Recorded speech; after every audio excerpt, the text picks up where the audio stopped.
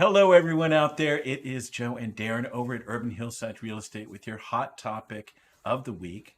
And the hot topic of the week is really a continuation from last week. Big news, right, Darren? Last week from the Fed, no change in the rate, and we didn't really know what was going to happen. But here we are this week now, and what's happened? Yeah, so we had a small adjustment down, an expectation of them not increasing, but that Hmm. trend continued.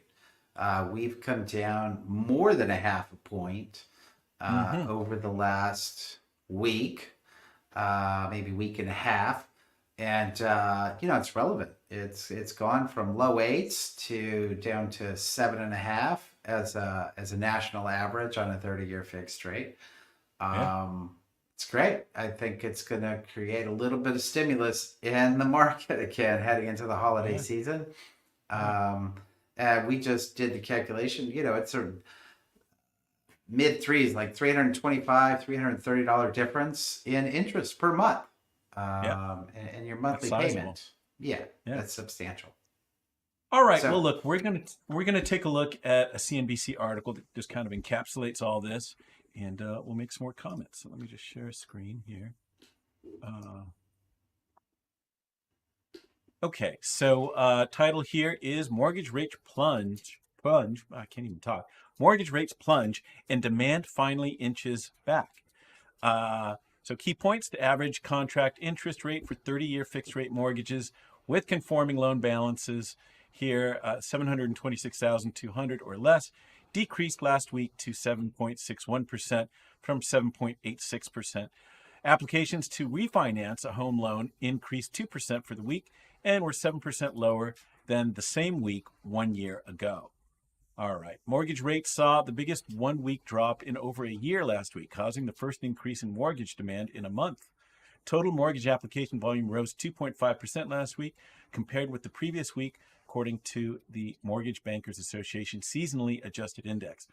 The average contract interest rate for 30-year fixed rate mortgages with conforming loan balances, that's 726,200 or less, decreased to 7.61% from 7.86%, with points falling to 0.69 from 0.73, including the origination fee for loans with a 20% down payment. Last week's decrease in rates were driven by the U.S. Treasury's issuance update, the Fed striking a dovish tone in the November FOMC statement, and data indicating a slower job market, said Joel Kahn, Vice President and Deputy Chief Economist at the MBA. Applications to refinance a home loan increased 2% for the week and were 7% lower than the same week 1 year ago. Mortgage rates are pretty close to where they were at this time last year. So there is not a lot of incentive to refinance. Most homeowners refinanced 2 years ago when rates were hovering near record lows. The vast majority of current homeowners carry mortgages with rates below 4%. Applications for a mortgage to purchase a home rose 3% for the week, but were 20% lower than the same week a year ago.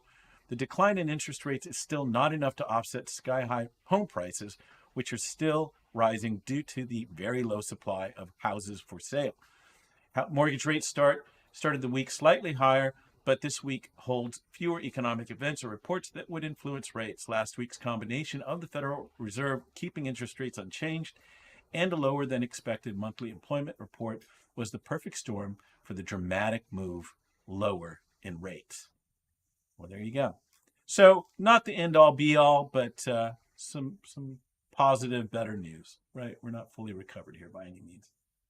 oh, it's the best news in the rate world in over a year.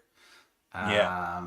And it can, like today, it's down a little more. We're looking at an average uh, on mortgage daily news of about 7.41. Nice. Um, so we'll see if the trend continues. I think the Fed language is important. Whatever they say, people are have their ear tuned in. And also, as mentioned, the Mm. jobs numbers came in down. I mean, strong labor market definitely drives rates up, and that's been an element of where rates are going. Not only debt, but Mm. strong labor market. They have been trying to intentionally soften that and level off housing prices. So here we are. Now, there's one more announcement this year, Darren. So that would be December. Correct. Yes. Right. And then I don't know if this will make any bearing on it, right? But next year is election year, right? I think we're 68 days away from Iowa. So Nice. let's hope, right? Is it For that my, early? No. I heard Wow. 68 days today. Woo. Yeah, Oh yeah. man. Oh, so Um, much drama. I don't know if I'm ready to digest a federal election again, Joe. It's so well, much they say mudslinging, man. right, but they say right. Hopefully, maybe that'll keep the rates down in some way. I think they will just try to stay level. I agree. Well, it'll probably make the Fed hesitate to move the rates up. Right, They'll just keep it level. Well, cool, right. man. That's a All right. record one at under 6 minutes. Yeah, 5:48. Okay. Well, look, guys, thanks once again for joining us. Like us, follow us, tell your friends, tell your enemies. Thanks for joining us this week. Have a great one. Take care. Bye. Bye.